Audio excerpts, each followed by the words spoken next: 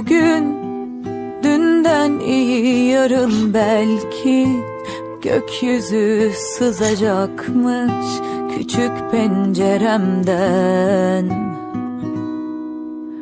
Öyle yine de ışık aramakla geçecek hayat, ne de olsa yeşillerde var arayıp bulana. Dünya sanki sırtımda, sanki herkes karşımda. Yoruldum bu yaşımda.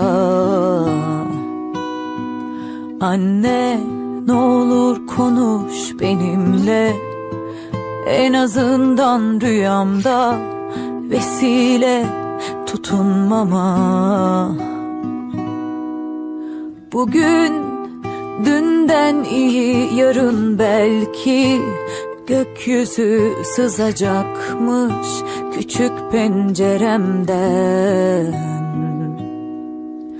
Öyle yine de ışık aramakla geçecek hayat, ne de olsa yeşillerde var arayıp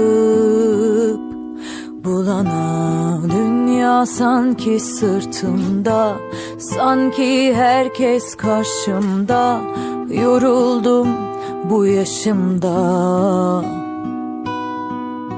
Baba, ne olur konuş benimle, İhtiyacım var sana, gücüm sensin hayatta. Öyle yine de ışık aramakla geçecek hayat, ne de olsa yeşillerde var arayıp bulana.